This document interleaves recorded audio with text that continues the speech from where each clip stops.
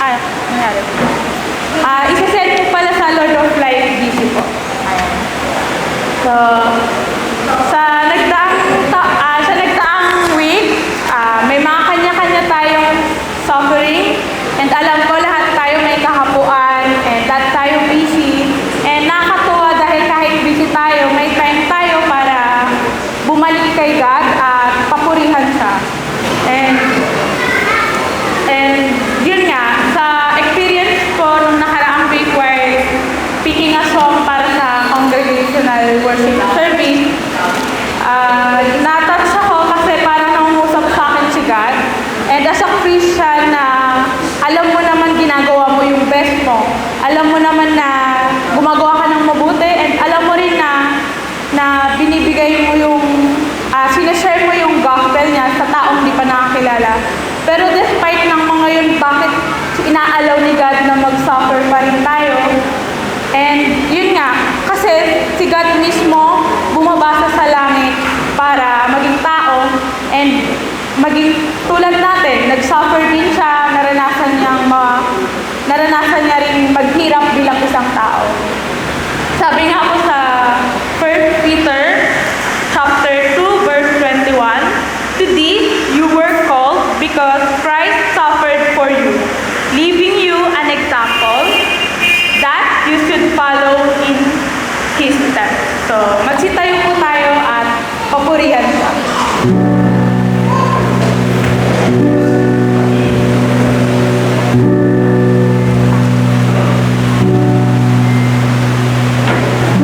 Will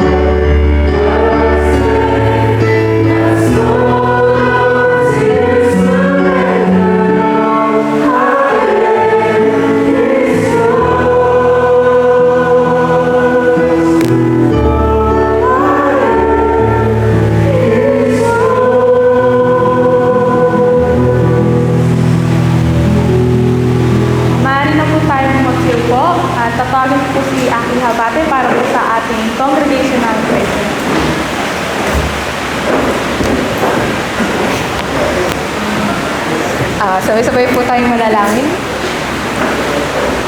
Panginoon na makapangyarihan sa lahat, tunay nga na Ikaw ay dakila at tapat sa amin, Panginoon. Ikaw, Panginoon, ay walang katulad at walang makakapantay sa iyo, Panginoon. Salamat, Panginoon, sa pagmamahal mong tapat. Maraming salamat din sa iyong walang sawang pakikinig sa aming mga panalangin. Panginoon, ngayong umaga ay lumalapit kami sa iyo at kami humihingi ng kapatawaran sa aming mga nagawang kasalanan sa mga nagdaang araw, Panginoon.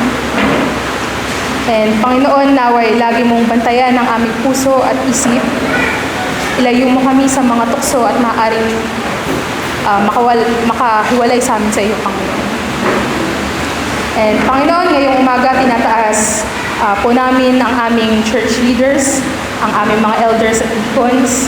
Bigyan niyo po sila ng sapat na kalakasan upang magampanan ang kanilang gawain at tungkulin bilang aming leader sa aming iglesia, Panginoon.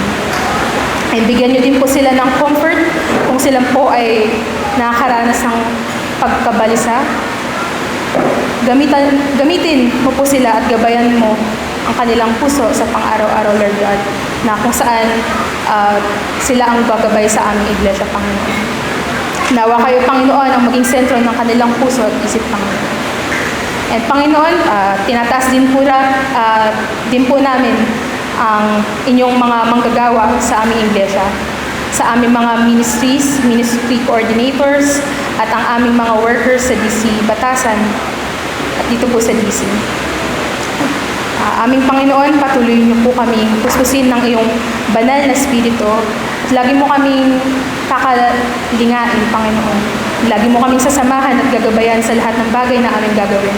At naway, ikaw lamang ang maging sentro ng aming puso, Panginoon, na ginagawa namin ito para sa ikalulugod mo at para sa ikalalago ng iyong iglesia, Lord God.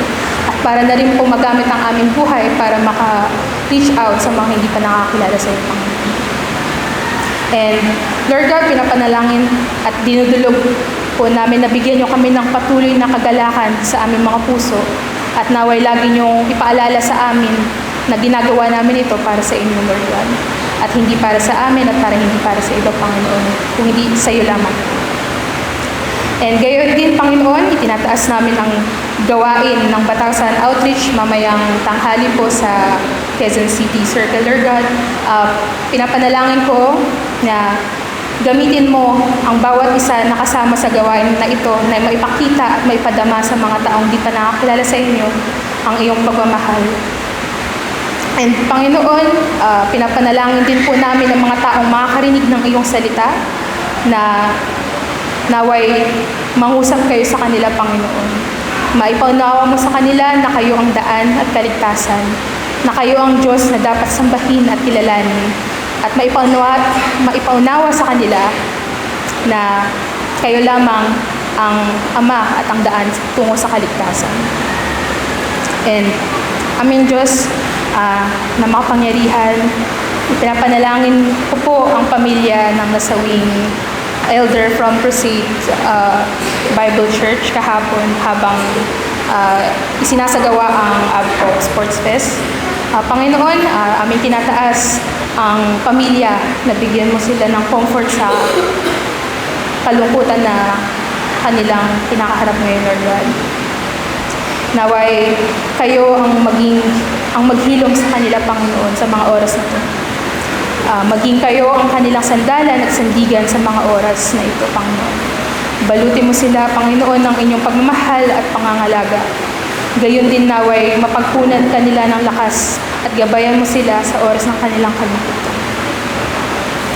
Diyos sama ng lahat, ikaw ang siyang maghari sa bansang Pilipinas, Panginoon. Pinapanalangin namin ang iyong kabutihan at pagmamahal ang bumalot sa puso ng aming mga government officials, Lord God.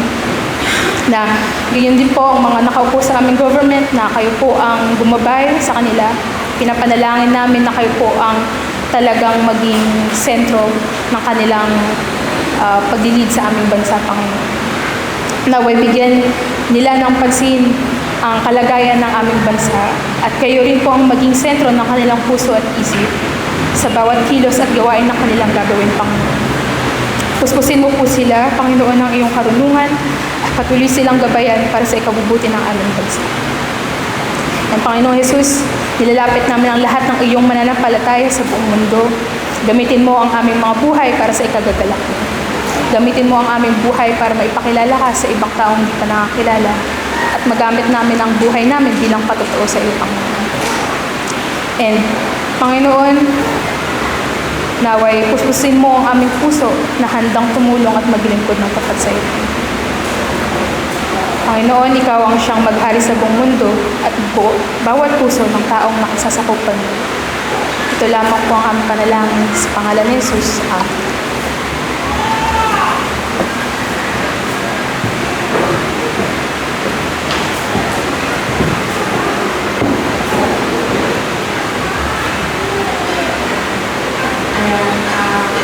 Pasensya na nanginig ako kasi first time ko pong mag-worship ako, di ko naman nakabili. And habang i-introduce ko po yung bagong kanta na kakantay natin, napili ko siya kasi nakaka-relate ako. And sana way sa inyo din makalite dahil ako growing up as a Christian.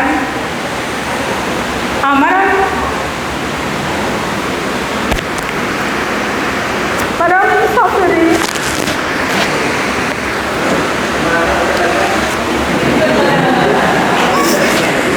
Ayun, maraming suffering as a Christian.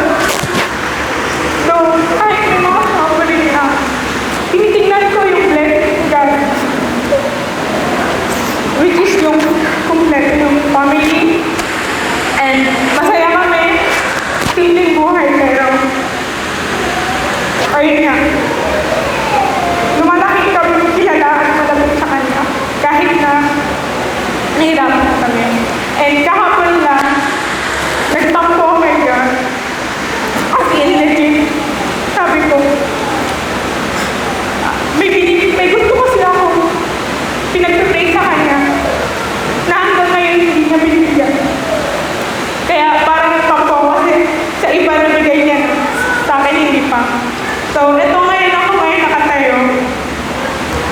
And mga na-experience kong delay dahil nga sa projector. Parang nangusap sa akin si God na kahit anumang obstacle or pinagdadaanan natin, lagi nang pinapaalala na nandyan siya. And now may apply natin to sa buhay natin na kahit na may paghihirap tayo, wag naman sana tayo lumayo sa kanya. Kaya naman po, naanyayahan ko na tumayo ang lahat. Para pa po na.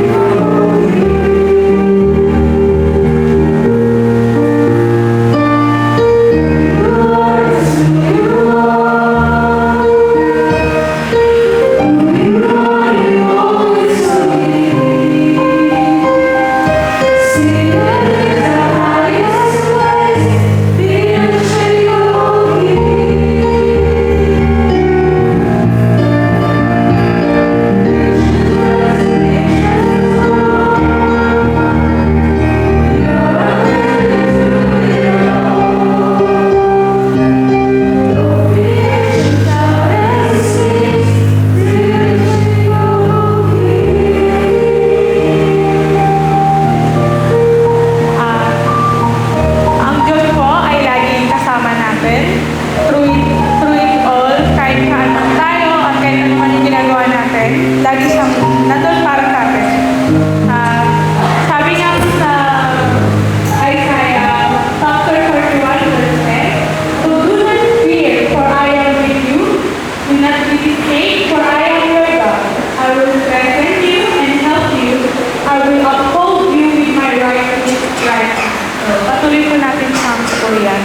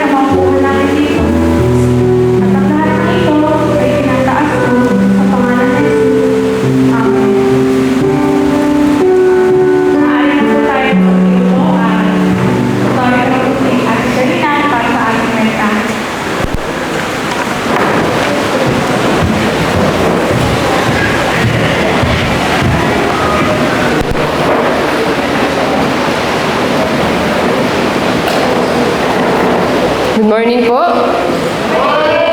Ayan. Thank you, Nika. Napakatumpak ng shinare mong patotoo kanina sa ating mensahe ngayong umaga.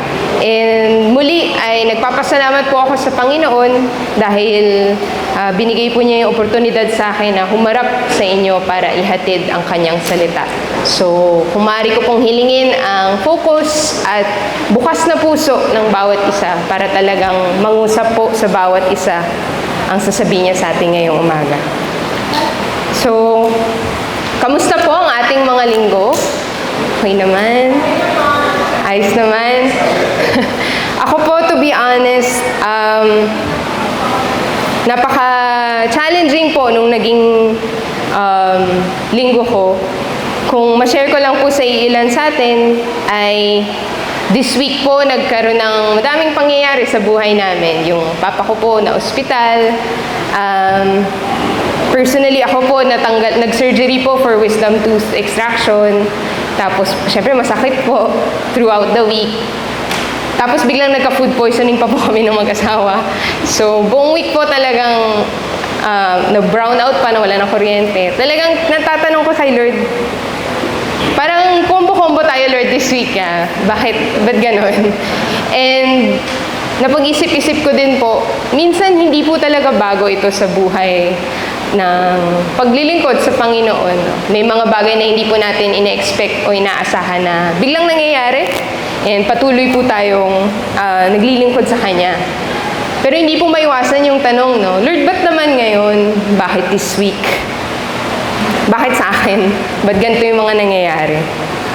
And kayo po, natatanong po ba natin ito sa ating mga sarili minsan or sa Panginoon? Ay, yes. Ayun. And mukhang madami pong hugot. And parang sa sinabi nga ni Nika, nagtatampo minsan ang salitang ginagamit. And last week din po, pinag-usapan po yung sermon series kasi natin ngayon ay tungkol po kay Jeremiah o Jeremias. And siya po yung taong ginagamit ng Panginoon. At last week po, si Pastor Joel Togle po ang nagsalita. And nabanggit po niya, para po sa mga medyo kabataan ngayon, or actually kahit sa mga not so kabataan po, nasa phase po tayo ng questioning. But sabi niya din, do not be afraid to question God and to cry out to God.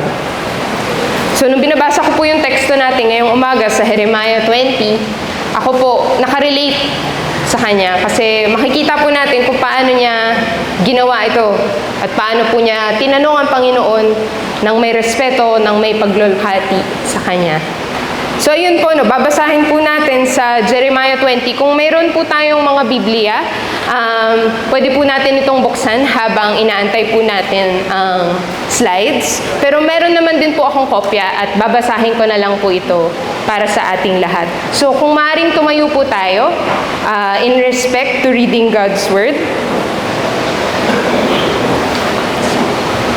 Sige po, babasahin ko na lang po, no? So, sa Jeremiah 20, mahaba-habang chapter po ito, kaya babahagi-bahagiin ko po in sections ang ating pagbabasa. So, ito pong babasahin natin ay nasa simulang part sa verses 1 to 6. So, verse 1, sinabi ni Jeremiah sa kanya, "Pasure, pinalitan na ng Panginoon ang pangalan mo. Tatawagin ka na niya ngayong..."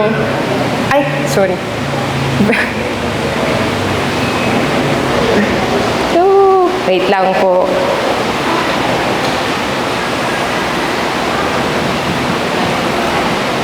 Pasensya na po. Ayan, verse 1 po. Ang paring si Pasure na anak ni Immer, ang pinakamataas na opisyal... Bakit po nagne-next sa akin? Wait lang po. Sige po. Pasensya na po. Ang paring si Pasure na anak ni Immer, ang pinakamataas na opisyal sa templo ng Panginoon ng panahon na yon. Nang marinig niya ang mga sinabi ni Jeremias, pinagbugbog... Pwede po bang akin na lang po yung laptop? Oo. Pasensya na po.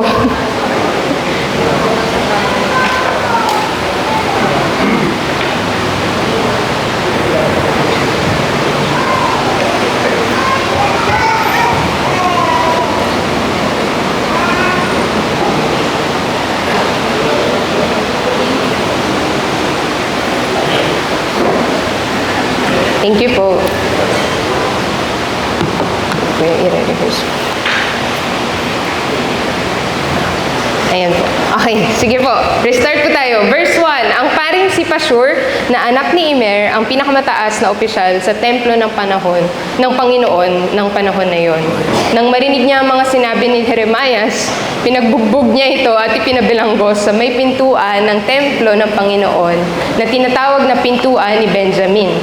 Kinaumagahan, pinalabas ni Pashur si Jeremias. Sinabi ni Jeremias sa kanya, Pashur, pinalitan na ng Panginoon. Pasensya po, para ako naglalag. Wala po. Asa po yung slides ko?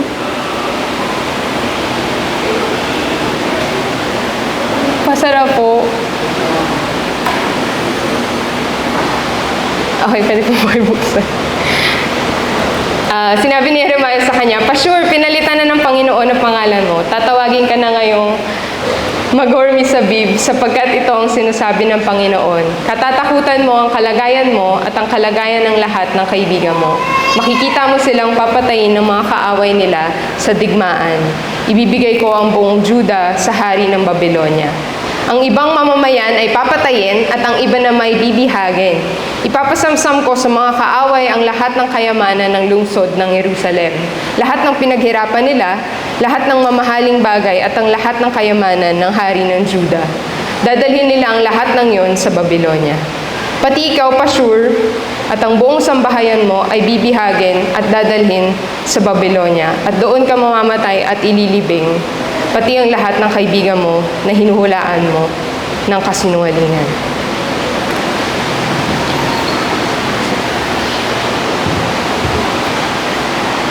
Okay po. So ito po ang teksto natin, ang panimulang teksto natin ngayong umaga. And kung tuloy po natin, no, ang rason po, maaari na po tayong maupo. Ayun po, okay na. Okay po. So, kaya po, pinagbilanggo, hinuli si Jeremiah at pinagbubugbog, no? At isang gabi po siyang nagstay dun sa templo ng Panginoon ng nakabilanggo. Ang rason po kung bakit pinag-uusig si Jeremias ay dahil sa inutos sa kanya ng Panginoon. At ito po ay ang magpropesiya sa bansang Israel ng kanilang eventual destruction or ang pagguho at pagsakop sa kanila ng bansang Babylonia. At ang pagbuo din ng Panginoon sa kanila pagkatapos nito. So dahil po sa hinahatid niyang mensahe na to, yun po yung rason kung bakit siya pinahuli at pinag-uusig. So lahat po ng dinanas ni Jeremias noon ay dahil mismo sa tungkulin niya para sa Panginoon. So, yung pag-uusig po na ito, hindi na po ito bago. Madami na pong verses sa Jeremiah na nagsasabing may balak po talaga yung mga tao sa kanya dahil sa kanyang mensahe. Sa Jeremiah 11:21, sabi po, si Jeremias ay binantaan ng mga taga-Anatoth na papatayin kung hindi siya titigil sa pangangaral sa pangalan ni Yahweh. Sa ibang verses din po sabi, putulin na natin ang puno habang malusog. Patayin natin siya nang wala nang makaalala pa sa kanya. So may balak na po talaga ang mga tao, may galit na po talaga sila patungo kay Jeremiah sa sitwasyon na to. And tingnan po natin, ano bang klaseng sakit at hirap ang dinanas ni Jeremiah sa verses 1 to 6. Sinabi po na sa English, Upper Gate of Benjamin po in the Lord's Temple, yung lugar kung saan po siya binilanggo at pinagbubugbog. At kung hindi po tayo familiar, hindi po ito exact, medyo madilim po, pero gate po yan na may butas sa gitna. So, parang gate po, no, ng Jordan, ng Doña Carmen, kung saan may mga dumadaan po na mga tao. Hindi po siya tago, hindi siya sulok, kundi public po siya. So, kita po ng mga tao yung pagbubugbog na ginawa kay Jeremiah. At hindi lang po yun, pero yung physical na sakit na naranasan niya, kasi sa English po, ginamit yung salitang stocks. Ito po yung stocks. So, noong panahon po, ang stocks, yung ulo mo, susuot mo dun sa gitna. Yung mga kamay mo sa kaliwat kanan. Buong araw ka nakatayo or nakaupo na nakaganon. Hindi po komportable, di ba? Ang sakit po nun sa likod natin. Hindi naman siguro 20 si Jeremiah, di ba? Matanda-tanda na rin siya. So, yun po yung pain, yun po yung sakit na naranasan niya sa ganitong pag-uusig. And lastly po, si Pashur na nagpahuli kay Jeremiah, siya po ay isang head priest sa templo ng Panginoon. So ang gumawa po nito sa kanya ay hindi po dayuhan, hindi po magnanakaw, kundi naglilingkod din dapat. Pero ngunit ito po ang ginawa sa kanya, and ito po yung uri ng kaaway na hinaharap ni Jeremiah. In summary, grabe po siguro yung naranasan niya, no? Imagine po natin kung tayo yun. Kung nasa public tayo at pinagbugbog, binilanggo, sinabit sa stocks. Ano po kaya yung mararanasan natin? At ano po yung tampo nga, or siguro tanong natin sa Panginoon? At ito po yung nangyari, kaya't nga tumuloy si Jeremiah sa kanyang pagtatanong sa Diyos. At yun po yung pangalawang bahagi ng ating teksto. So, sa ibang mga translations po, ang title po nila dito sa mga sumusunod na verses, iba't iba po. Sa iba, Jeremiah's Complaint, Jeremiah's Unpopular Ministry. Sa Tagalog, si Jeremiah's ay dumaing kay Yahweh, or nagreklamo si Jeremiah's. Pero gusto ko pong pansinin yung salitang Jeremiah's Lament. Kasi ang lament po, ito po ang pag-aakyat sa Panginoon bilang isang panalangin ng ating hinaing o ng ating mga nararamdaman. Kasi pag sinabi po natin reklamo or complaint, madalas po may gusto tayong magbago, di ba? May gusto tayong, parang pa nagre-reklamo ka sa boss mo, may gusto kang ma-address na issue. Pero yung lament po, ito po ay ang pag-akyat sa Panginoon kung piling natin malayo siya at gusto lang nating makita muli ang kanyang soberanya at ma-recommit ang sarili natin sa kanya. Ang paglament po ay pagkilala or panaghoy, ang lament, pagkilala at pagtanggap sa sakit at hirap na nararanasan natin. At nagbibigay daan po ito para sa dalamhati. So prayerfully, pag naglalament po tayo, nagre-resulta po siya sa pag-asa at sa healing. Madilim. So yun po, no? Yun po yung pag-uusapan natin. Kung asan po ang lugar ng panaghoy sa ating paglilingkod. The place of lament in our servanthood. Manalangin po tayo. Panginoon, salamat po sa umagang ito. Salamat sa mga inawit namin. Salamat sa presensya ng bawat isang nandito para makinig sa inyong salita. Lord, ihandaan niyo po ako, mga sasabihin ko, mga inahanda ko ayon sa mga ibinigay mo sa akin, na talagang maging klaro po at maging totoo sa puso ng bawat isa. Tanggalin niyo po yung mga iniisip namin, yung kaba, yung mga distractions po, whether technical difficulties or kung ano pang nangyayari sa aming mga buhay, Lord. Allow us to focus on you, Lord. Bigay niyo yung mga mata at puso na nakatingin lang sa inyo. Salamat po, Panginoon, at kausapin mo kami ngayong umaga. In Jesus' name, Amen. So, ayun po, ang lament po o panaghoy, isang tapat at makadiyos na tugon sa sakit, pagdurusa at kawalang katarungan. So, tuloy po nating titingnan, ano po yung lugar nito sa ating ministeryo or sa paglilingkod, lalo na po sa buhay ni Jeremiah. So, unang-una po, binibigyan diin po nito ang ating pagsasakop sa tawag ng Diyos. In English, it emphasizes the cost of surrendering to God's call when we lament or when we cry out to Him. Basahin po natin, no? Ituloy po natin, verses 7 to 9. Panginoon, nilinglang niyo ako at nanaig kayo sa akin. Naging katatawanan ako ng mga tao at patuloy nila akong kinukutsa. Kapag nagsasalita ako, sinisigaw ko po ang mensahe niyo, Panginoon, tungkol sa karahasan at pagkawasak. At dahil sa pinapasabi niyong ito, pinagtatawanan po nila ako at kinukutsa. Kung minsan naisip kong wag na lang ako magsalita na tungkol sa inyo o sabihin ang pinapasabi niyo. Pero hindi ko po mapigilan dahil ang mga salita niyo ay parang apoy na nagniningas sa puso at mga buto ko. Pagod na ako sa kapipigil dito. Ang bigat po, no, ng unang sinabi ni Jeremiah. And pansinin po natin kung paano niya sinimula ng kanyang mga salita. Sabi po niya, "You deceived me, Lord." Panginoon, nilinlang mo ko. Sa ibang translation po, niloko mo ko, Panginoon. At pag tinignan po natin yung Hebrew word na ginamit ni Jeremiah, ito po yung pagloloko na parang may minanipula, na parang inaakit sa mali or sa mapanganib na direksyon. And mahalaga po na hindi natin ikakabit lahat ng meaning nito din sa sinasabi ni Jeremiah. No? Pero maganda pong pag-isipan bakit ito yung ginamit niyang salita. Bakit niya sinabing niloko siya ng Panginoon? Sa tingin ko, hindi po dahil tingin niya may masamang intensyon ng Panginoon, kundi hindi pala ito yung ine-expect niyang kahirapan sa paglilingkod niya o sa buhay Kristiyano niya. Meron po ba tayong mga sitwasyon na naisip natin na parang hindi pala ganun kadali maging Christian? No. Ito pala yung sacrifice na kasama niya. Hindi naman, ay niloko mo ko, Lord. Pero parang, ay Lord, wala palang kontrata sa simula na ito pala yung gagawin. Ito pala yung kailangan. Mahirap pala. And then sinunod po niya, sabi niya, "You overpowered me and prevailed." Sa Tagalog, "Nanaig kayo sa akin, Panginoon." Yan yung mga salitang ginamit po niya. Nanaig. You overpowered. Ibig sabihin, may nanalo po. Nanaig, sorry po. Pasensya lang po. Nanaig. Pag may nananalo po, may natatalo.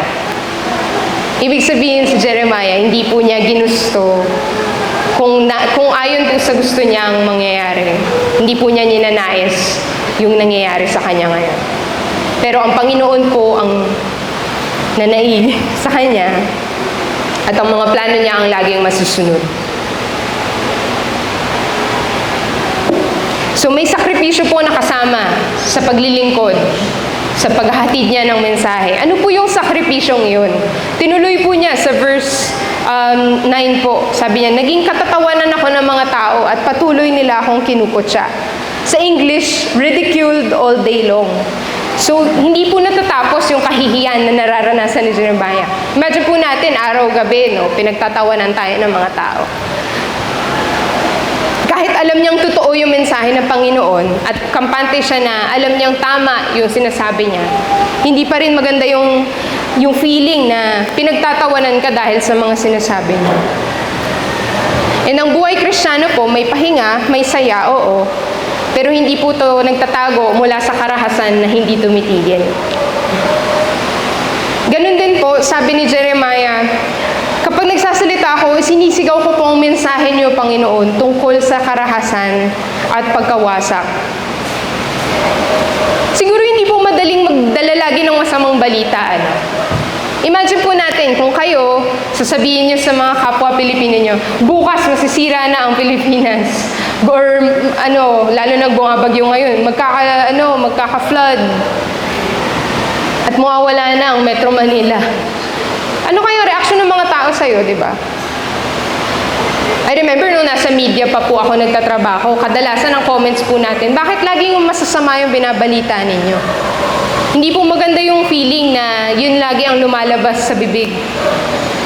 Siyempre gusto natin tagadala tayo lagi ng good news. Pero yung tungkulin po at yung inutos kay Jeremiah, hindi po magandang trabaho. Hindi po siya masayang tungkulin. Hindi katakataka na galit yung mga tao kay Jeremiah. At sabi pa po niya, dahil sa ipinasasabi niyong ito, pinagtatawanan pa nila ako at kinukot siya. In English, "The word of the Lord has brought me insult and reproach all day long." Ito po yung presyo ng pagsunod niya sa Panginoon. The price of obedience. Kasi yung salita mismo ng Panginoon ang nagdulot ng kahirapan na to sa kanya. Yung salita mismo ng Panginoon ang nagdala ng pangutya, ng katatawanan sa kanya.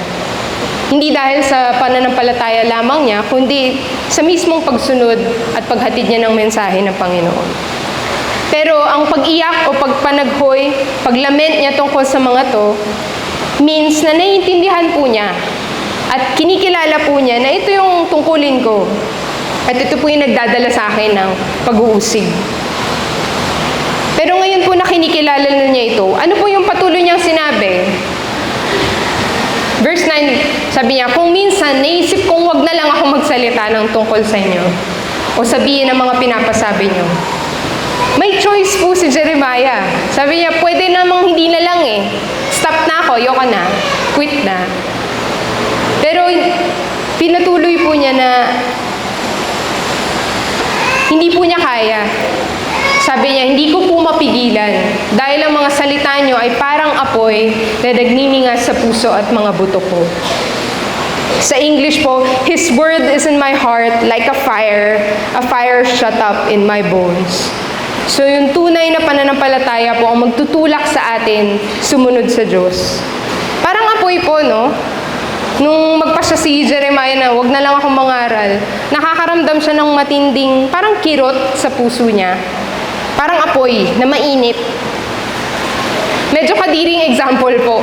Pero kasi this week po, nung na-food poisoning po nga kami, hindi po namin mapigilan kahit gusto man namin. Nalumabas talaga yung masuka po namin yung mga nasa loob namin. And kahit gaano, ayoko na talaga. Talagang lalabas at lalabas po siya.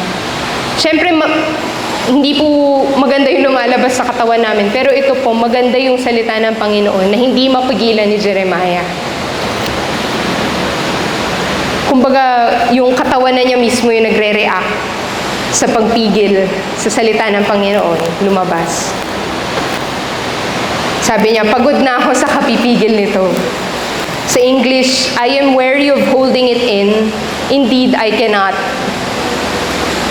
Hindi po I will not, na parang I'm weary, pagod na ako, I won't hold it in. Pero I cannot, hindi ko kaya.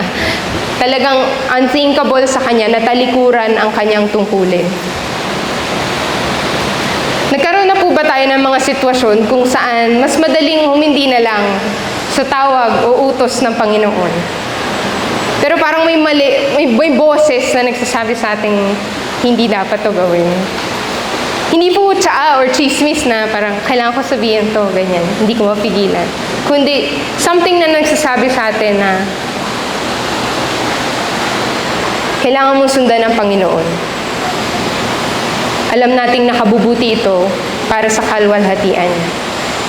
And madami pong examples sa Bible na kung saan ang banal na spirito po ang sumasakop sa ating mga puso, sa ating mga sarili para gawin ang inuutos sa atin ng Panginoon. And pag talagang nagpasakop po tayo sa banal na espiritu, natural na po sa atin at sumagot sa tawag ng Panginoon.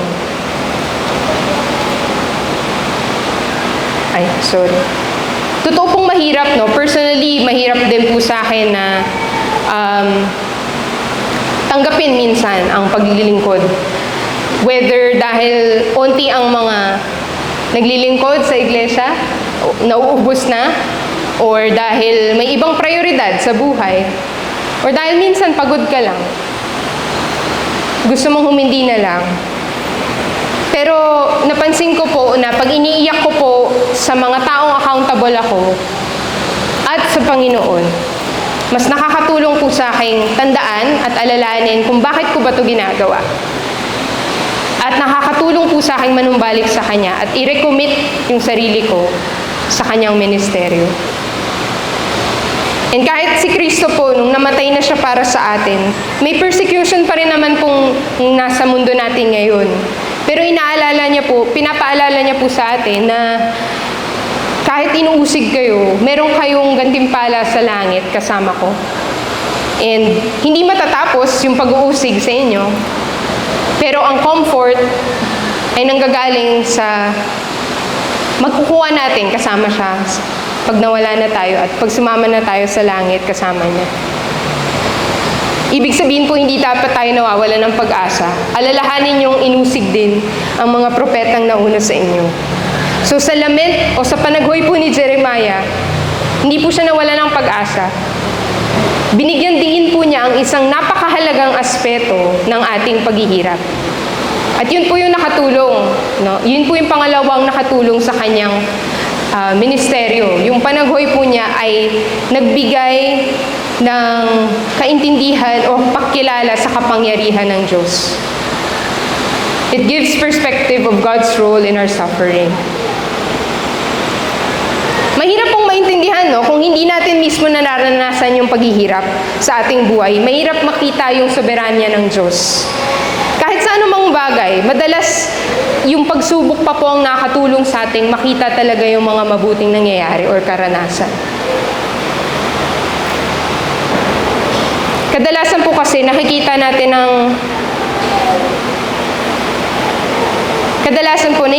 yung kapangyarihan ng Diyos tuwing nakakatanggap tayo ng probisyon niya or pag sinasagot niya yung mga panalangin natin o kaya nagkakaroon tayo ng magandang relasyon or komunidad. Pero paano po kung wala tong mga to? Kuwari, yung pinatotoo po ni Nika na hindi po sinagot ang kanyang panalangin. Paano po sa mga ganong sitwasyon?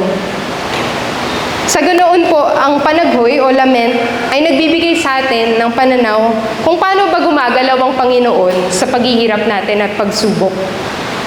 Tingnan po natin paano tinuloy ni Jeremiah yung pagluwalhati niya sa Diyos kahit sa kanyang paghihirap.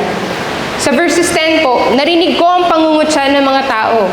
Inuulit nila ang mga sinasabi kong nakakatakot ang nakapalibot sa atin. Sinasabi pa nila, ipamalita natin ang kanyang kasinungalingan. Pati ang mga kaibigan ko ay naghihintay ng pagbagsak ko. Sinasabi nila, baka sakaling madaya natin siya. Kung mangyayari yun, magtatagumpay tayo at mapaghihigantihan natin siya. Pero kasama ko po kayo, Panginoon, para kayong sundalo na matapang at makapangyarihan, kaya hindi magtatagumpay ang mga umuusig sa akin. Mapapahamak sila at mapapahiya at kahit kailan hindi makakalimutan ang kahihiyan nila. O Panginoong makapangyarihan, nalalaman niyo po kung sino ang matuwid dahil alam niyo ang nasa puso at isip ng tao. Ipakita niyo po sa akin ang paghihiganti niyo sa kanila dahil ipinaubaya ko na po sa inyo ang usaping ito. Panginoon, magpupuri at aawit po ako sa inyo ngayon dahil iniligtas niyo ang mga nangangailangan mula sa kamay ng masasamang tao. Isa-isahin po natin, no?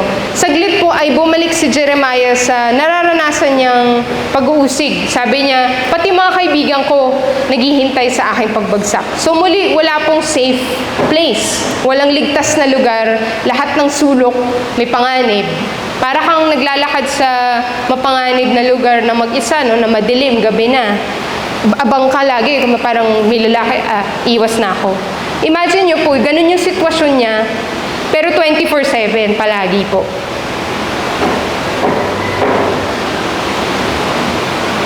Pero sabi rin po niya, binawi po niya, pero kasama ko po kayo, Panginoon. But the Lord is with me like a mighty warrior. Nagkaroon po siya ng reaffirmed confidence sa Panginoon. Matibay po yung kumpiyansa niya na kahit nararamdaman niya yung lungkot, nakakakita pa rin siya ng pag-asa. Kasi sabi niya, pero kasama ko kayo. Kaya hindi magtatagumpay ang mga umuusig sa akin. Lumitaw po yung tiwala niya sa Panginoon sa kanyang pag-iyak.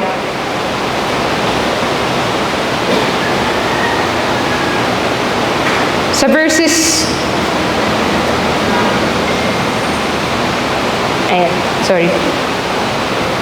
11 din po, makikita natin na para sa ibang mga Jewish scholars po kasi, pag kinakausap or iniisip po nila yung mga tao mula sa Old Testament, like sina Moses, sina Abraham, parang distant relative po ang turing nila sa kanila. Hindi po parang Bible character tulad ko nung bata. Parang imagine po natin kung sina Moses or sina Abraham, Pilipino po sila, no? Nilakad nila yung mga nilalakad natin, kinain nila yung mga kinakain natin. Iba po yung intimacy at relationship na nakikita nila sa lumang tipan. And ganun din po yung intimacy at communication na meron sila sa Diyos. So malapit po, no? Intimate po yung ganung relationship na meron sila. Gayun din, si Jeremiah po, naiintindihan niya na pag ganun po ang relationship mo, hindi po kailangan na laging mataas na papuri ang itinataas sa Diyos. kundi ang pinakamataas na papuri sa Kanya ay yung pagkilala po na nandyan siya sa kahit anumang sitwasyon, whether mahirap po or mabuti. At dahil palagi pong nandyan yung Panginoon, hindi rin kailangan magtago ni Jeremiah, no? Yung Diyos po yung sundalo niya. May security po or seguridad siya na mapapatupad po ng Diyos yung hustisya sa kanyang mga kaaway.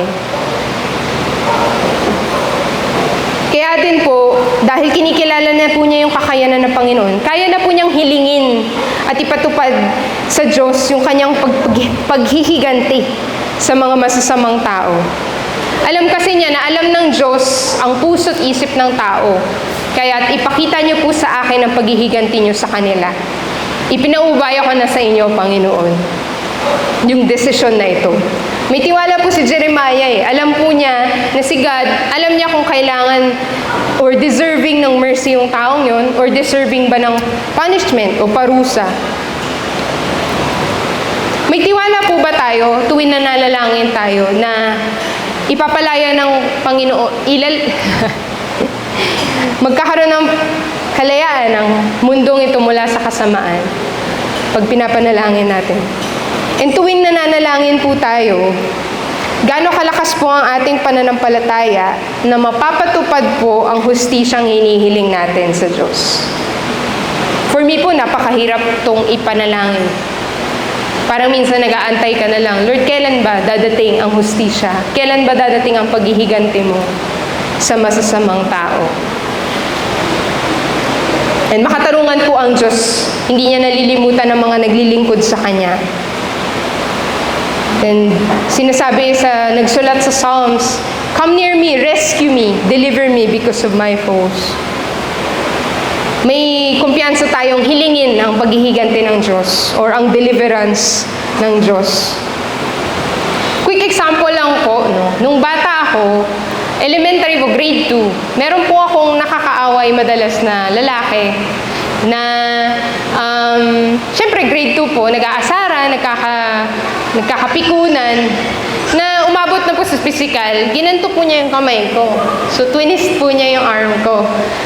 At, syempre, ako naman si iyak ako. Uwi ako, sumbong po ako kay Papa. Sayang wala po si Papa ngayon, pero tanda ko po, nung sunod na araw, pumunta po siya sa school, inabangan po niya sa gate. At imagine niyo po, parang 40-year-old na lalaki, tapos grade 2 po yung kausap niya, no? Sabi niya, English po, if you touch my daughter one more time, or kung hinawakan mo yung anak ko isang beses pa. Para po sa mga ama natin, hindi ko alam kung ganun po ang magiging reaction natin kung ginawa po yun sa anak natin, no? Pero yung grade 2 po kaaway ko, tumakbo po siya, nauntog po siya sa school bus eh. Natakot po siya. Pero kung ganun po kalalim yung pagmamahal ng mga ama natin sa mundo, at ihiganti po niya tayo, no? Kahit na hindi ko po masasabing tama yung ginawa ng tatay ko. Paano pa po yung pagmamahal ng Diyos sa atin pag sinasaktan tayo? Anong klaseng paghihiganti pa po ang maaasahan natin sa Kanya? Eh, nang panghuli, nang maisuko na po ni Jeremiah yung pasanin niya sa Diyos, no? Na-surrender na niya. Nabalik po niya sa papuri ang kanyang panaghoy. Sabi niya, Panginoon, magpupuri at aawit po ako sa inyo ngayon dahil iniligtas niyo ang mga nangangailangan. Maaari po tayong managhoy at magtanong sa Diyos. Wala pong mali. Pwede po tayong magtanong, pwede tayong magtampo. Pero nang may tiwalang maaari po tayong magtanong ng may tiwalang pakikinggan niya tayo at tatanggapin niya tayo. Pero sa dulo po, kaya ba nating bumalik sa Kanya at itaas lahat ng papuri, lahat ng pasasalamat, lahat ng kalwalhatian sa Kanya?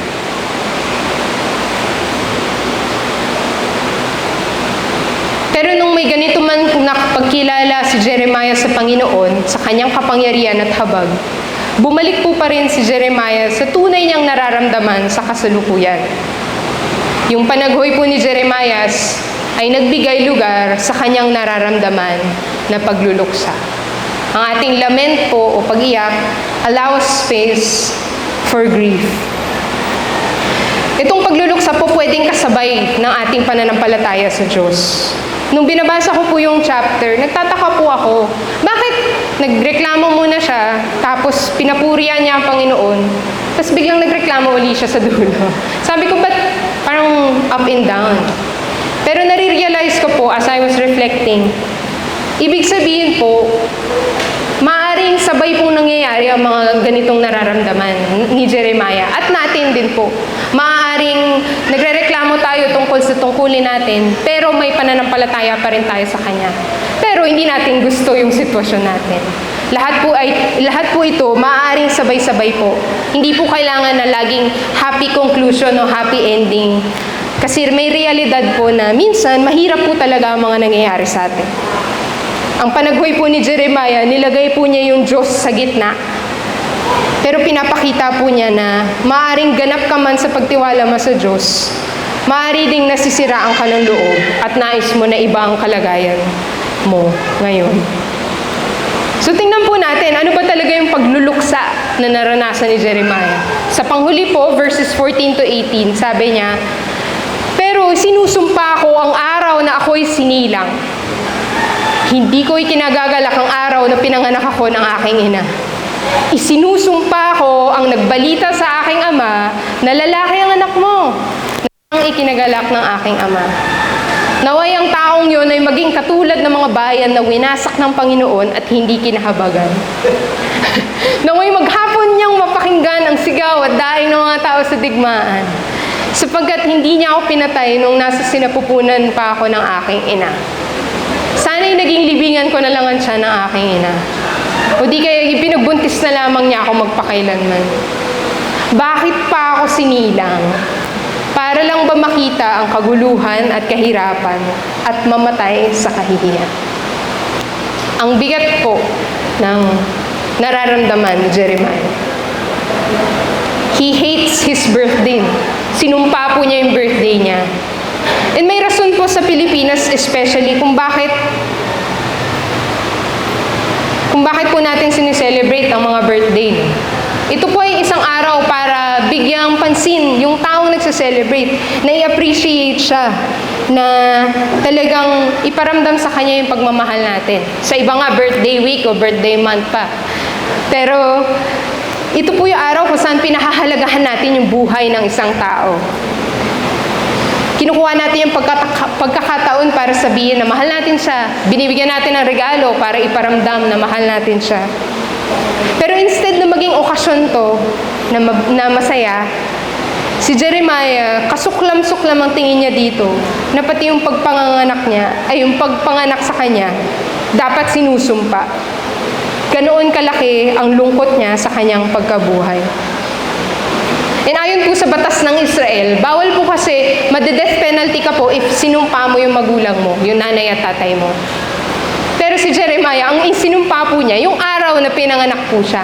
At yung lalaki nagbalita po sa kanyang ama. Hindi po yung ama niya, pero yung nagbalita po. Nadamay pa po yung lalaking nagbabalita lang ng magandang balita. Na pinanganak na ang anak mo, lalaki ang anak mo. Hindi po niya sinusumpa ang magulang niya o sinisisi, pero yung sakit na nararamdaman niya, ayaw ng kaanumang kagalakan na maugnay sa kanyang kapanganakan. Sabi po niya sa verse 18, bakit pa ako sinilang? Madalas hindi po natin question ang ating pagkabuhay kung wala pong itong ipinanggagalingan. No? Hindi po natin biglang sasabihin, I hate my life, nang walang rason. May rason po. And kune-question po ni Jeremiah kung bakit kailangan niyang humayo, bakit kailangan niyang mamuhay sa buhay kung saan siya pinanganak. Dito po mismo nang gagaling ang kanyang sakit. Kasi po sa verses 5, sa Jeremiah 1 to 5, pwede po ba nating sabay-sabay basahin? 1, 2, 3.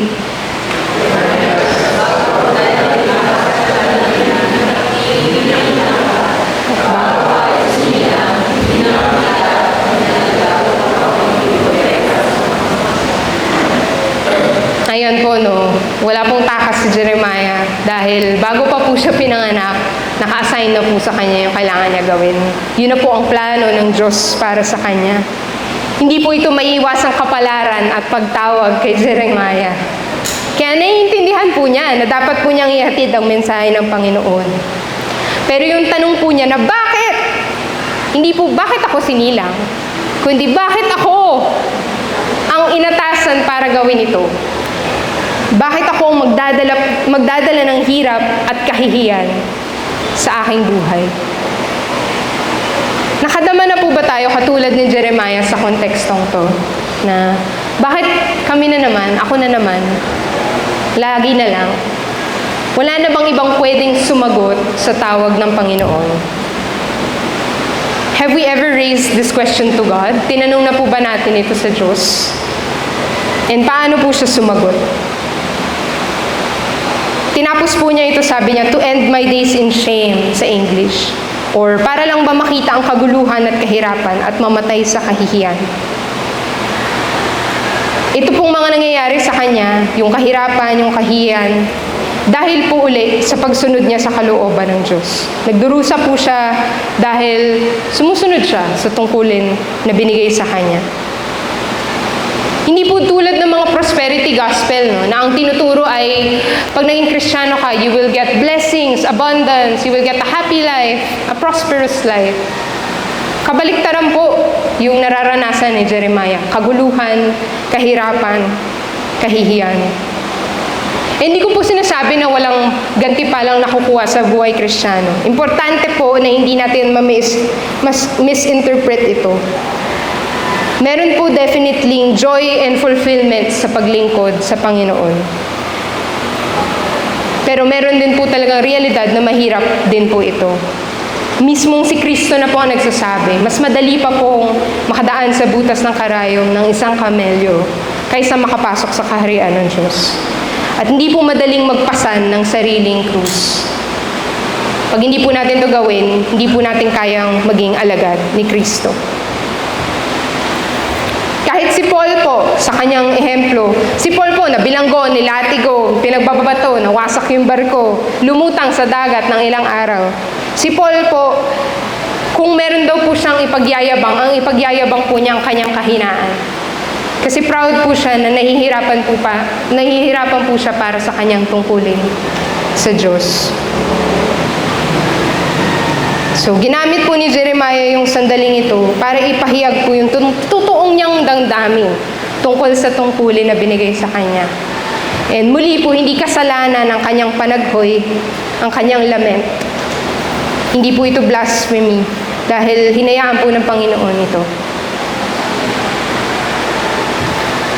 May isang commentary po na sinulat pagkatapos po ng Typhoon Yolanda ng isang Christian scholar. Sabi po dahil dahil po sinakop tayo ng mga Spaniards, ng Americans, ng Japanese, ng madami po, no? Nagkaroon po tayo ng kultura na passive or inferior, kumbaga hindi po pwedeng magreklamo. Pero napatanong na rin po ang ilang mga Kristiyano after ng Typhoon Yolanda na bakit nangyayari to? Bakit ganito ang hinahayaan ng Panginoon mangyari? Anong nadudulot nito para sa atin? Marami pong sitwasyon na ako personally po sa mga kaibigan or discussion kung saan sinasabihan ako or sinasabihan ng bawat isa pag nagsasuffer. Si God na ang bahala, ba't ka malungkot? Ba't ka umiiyak? Wala ka bang faith? Blessing in disguise lang yan. Part yan ng plano ni Lord. Huwag mo na lang questionin ang Panginoon. Tinutumbas po natin ang mga negative na emosyon sa pagiging mahina sa pananampalataya. Kaya gusto po natin maging positive palagi. Kahit napilit naman to, hindi naman po ayon sa ating sitwasyon. Kaya nga po kilala tayo pagiging resilient, Filipino resilience. And may magandang nakukuha po dito, no? Ibig sabihin po, nahahanap po natin ang magaganda at ang pag-asa. Pero minsan napipigilan din po tayong tugunan ang tunay nating nararamdaman na sakit at hirap. Marami na pong mental health studies na nagsasabi, yung totoong self-expression po, nakakatulong po siya sa ating health, sa ating kalagayan. Nakakatanggal po ng stress, ng anxiety, pag talagang honest po tayo sa ating sarili. Pero Pero hindi nga po kailangang tumingin pa sa mga mental health studies kasi sa mismong Biblia po, ang Diyos mismo ang nakakarinig at nagsasabing, naririnig ko ang kanilang pagdaing. Kaya't bumaba ako upang sila'y iligtas. I heard their cries from Egypt. Kahit po sa Book of Lamentations, no, na sinasabing si Jeremiah din ang nagsulat, ito po yung mga nararamdaman ng taong nung nawasak na yung bayan ng Israel, nasakop na po sila. Parang sequel po, kumbaga. At may layunin at rason po ang Diyos kung bakit sinama niya to sa kanyang Biblia. May place po ang Book of Lamentations kasi ang Book of Lamentations, puro lament po yan. Kaya nga Lamentations po puro iyak, puro reklamo, puro sakit. May rason po kung bakit siya parte ng Biblia. Hindi po siya tinanggal ng Panginoon, hindi po siya tinago ng Panginoon. May lugar po ang panaghoy natin. Ang isa sa pinakakilalang verses po sa Lamentations ay sa chapter 3 verse 21. Your compassions never fail, they are new every morning. Great is your faithfulness. Alam po natin, great is thy faithfulness. Pero, hindi po natin alam, lahat po ng verses bago yan, reklamo po. Sabi, itinaboy niya ako sa lugar ng walang bahagyang liwanag. Ibinilanggo niya ako sa kalungkutan at pagdurusa. Pawang kapaitan at kalungkutan ang pinalasap niya sa akin. Pero hindi po natin kinakanta yung part na yun. Kinakanta po natin ang faithfulness ng God. And deserving po siya nito. Pero maganda pong matandaan na meron din pong kasamang lament dito. Pero maganda din pong pansinin na sa verse 21 po, sabi nung nagsulat, yet this I call to mind and therefore I have hope. I call to mind po, pinili niya. I remember. Hindi po chance, kundi choice po niya to hope and trust in God. Choice po niya to have faith. Tayo po, may choice po tayo magkaroon ng pananampalataya. May act po tayong pwede gawin para magkaroon ng trust sa ating Panginoon. Noong una pong na-assign yung topic na to sa akin, natakot po ako. Sinabi ko po sa mga kasama ko kay Kuya Lem, parang, Kuya, hindi ko po gets kasi prophetic. Parang Old Testament. Hindi ko alam kung maiintindihan ko ba talaga. Pero actually, isa po ito sa pinaka-nagets kong topics na nagsalita po sa aking puso personally. Jeremiah was a person whose spiritual journey I could relate to closely. Minsan inisip po natin ang pagrereklamo ay walang bunga or nagbibigay ng negatibong pananaw sa ating pananampalataya. Pero ang lamenting po o panaghoy ay mas nakakatulong sa ating maintindihan ang ating nararamdaman at sitwasyon. Tinutulungan po nitong mabigyan ng unawa ang bigat ng ating tungkulin at hamunin po tayo sa mas malalim na pagsuko. Ibinabalik po nito ang lahat ng kontrol at pagtiwala sa Diyos. Pinupuri po siya sa kanyang soberanya kahit sa ating pagdurusa. At nagbibigay lugar po ito para sa ating pagluluksa, na siya namang nagpapahintulot sa atin na sumunod ng may pusong lingkod at ng hindi pag-aalinlangan. Naway pagpalain po tayo ng salita ng Diyos. Salamat po.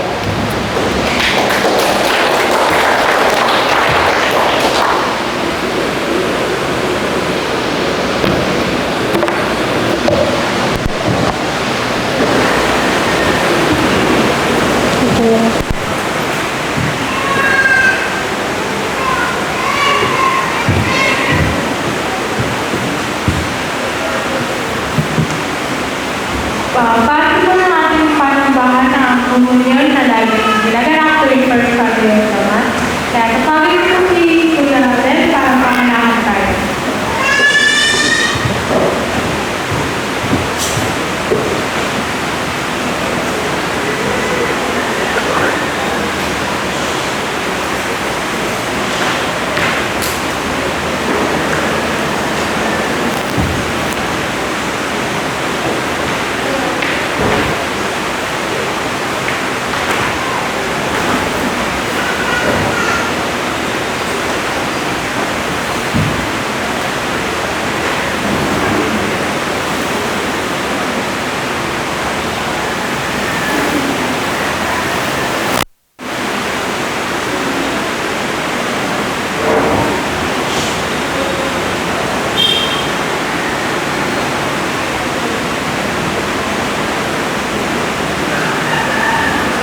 may lugar ang pagkakoy sa ating pananampalataya.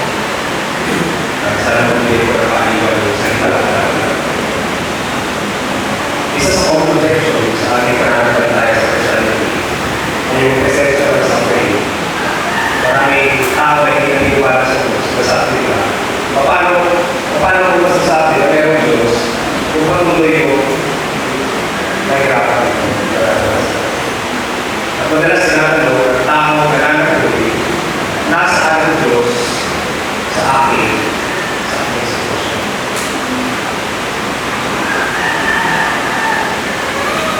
At madalas ako rin po ay paalala at sa loob sa tanong. Kung tinatanong natin, hindi ko alam kung ano yung mga panagot na rin, pero may sa puso, sa pagpunta sa tinatanong sa puso, nasa ng Diyos sa akin na nasa ng Diyos sa aming sitwasyon sa pamilya. Nasa ng Diyos sa aking mahirap na sitwasyon. Ang sagot, naliwanag. Pinakita ni Jesus na kasama ng Diyos. Kasama ng Diyos. Una, naiintindihan ni Jesus, katulad ni Jeremiah, yung cost o yung hirap na kailangan ng pagkaanan. Kaya sa nanalangin, Ama, kung maaari, ilayo niyo na sana sa akin ang mga paghihirap na darating. Yun yung kanalangin niya. Bago sa mga. Kung posible, ayaw ka lang gawin ko. Kung posible, tanggalin niya lang. Huwag ko lang pagkaanan. Pero kalawal niya pa rin ang mga pastor. Pinakita ni Jesus na sa pagpupunagi sa pagsasaga, sa pananatili ng pagkasa sa kanyang puso ay maaari na mapagpagubay at mag-iingat o pagulad ng Diyos. Ang sabi sa Hebrews, tiniis niya ang paghihirap sa krus at hindi niya ito itinaliya dahil inisip niya ang kaligayahang nag-iintay sa kanya at ngayon ay nakukulat siya sa kanyang krus. Manatili ang pagkasa niyo sa kanyang puso.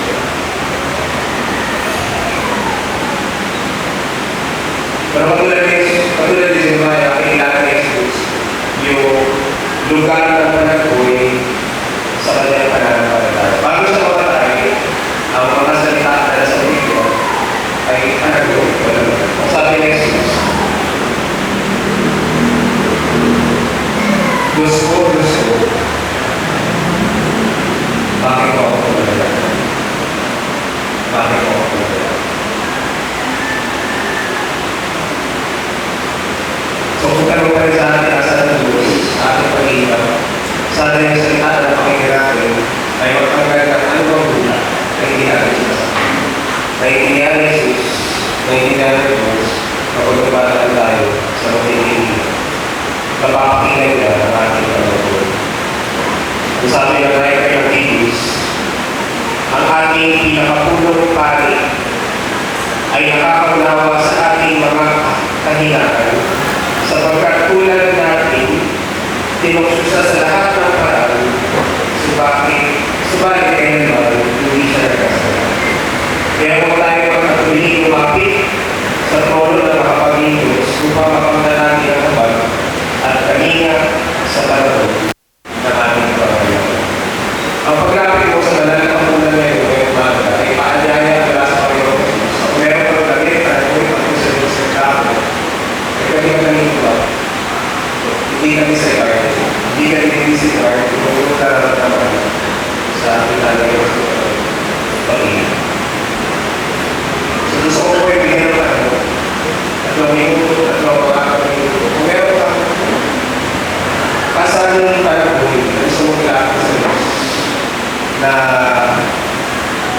maraming bibigay sa iyo o niya para lumapit ang pagkakas ng reputation. Kausapin mo siya. Masabay-sabay natin pagkasalunan. Kung biyaya na binigay sa akin.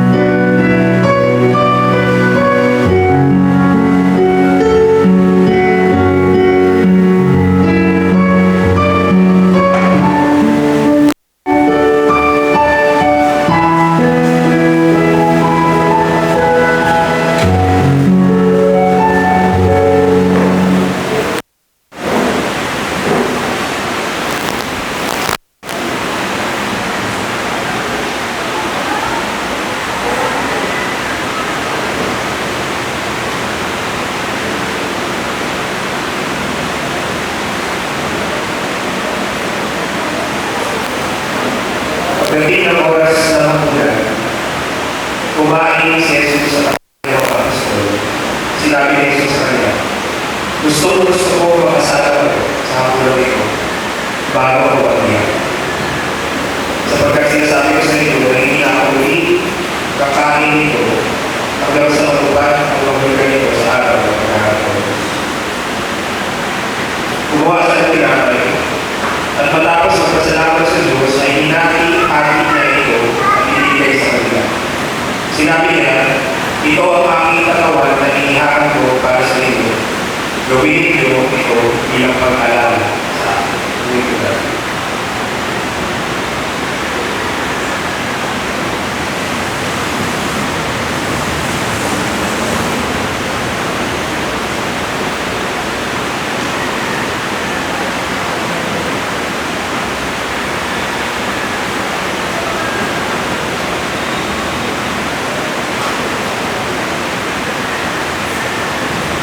Pagkatapos nilang kumain, ganun din ang ginawa niya sa Yuri. Kinuha niya ito at nagpasalamat sa Diyos. At sa kanya, pag-inumin ko ang bagong kasunduan na pinagtibay at nagugupong pagbubuhos ng tabi sa iyo. Gawin ko na.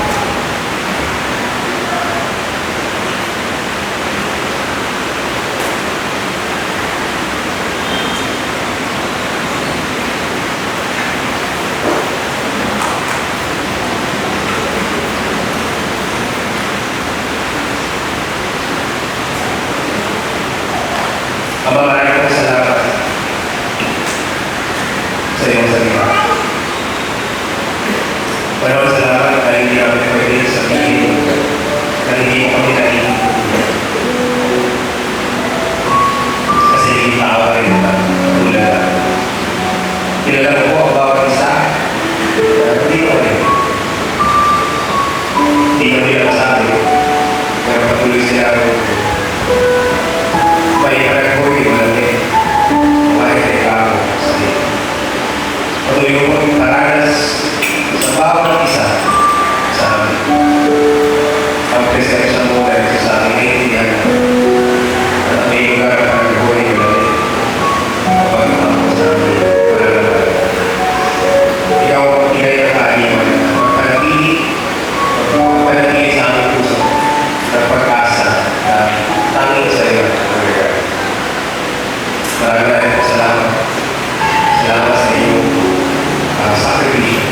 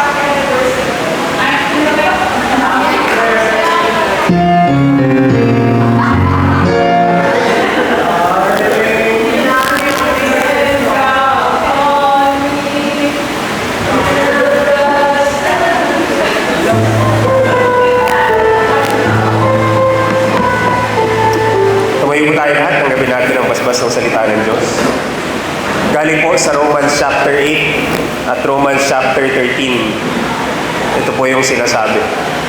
Pakinggan nating mabuti. Sino ang makapaghihiwalay sa atin sa pag-ibig ni Kristo? Ang kaguluhan kaya? Ang kapighatian? Pag-uusig? Pagkagutom? Kahirapan? Panganib o kamatayan? Hindi.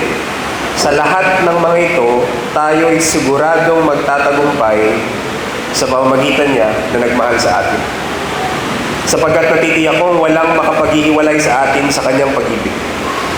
Kahit ang kamatayan, ang buhay, ang mga anghel, ang mga pamunuan o ang mga kapangyarihan, ang kasalukuyan o ang hinaharap, ang kataasan, ang kalaliman o alinmang nilalang ay hindi makapaghihiwalay sa atin sa pag-ibig ng Diyos na ipinagkaloob sa atin sa pamagitan ni Kristo Jesus na ating Panginoon. Ang pagliligtas sa atin ay higit ng malapit ngayon kaysa noong tayo'y unang sumampalataya sa Panginoon. Namamaalam na ang gabi at malapit nang lumiwanag. Layuan natin ang lahat ng masasamang gawain at italaga natin ang sarili sa paggawa ng mabuti. Ang Panginoong Jesucristo ang paghariin niyo sa inyong buhay at huwag ninyong sundin ang mga hilig ng laman. Manitili po tayo nakatayo para sa panghuling awit.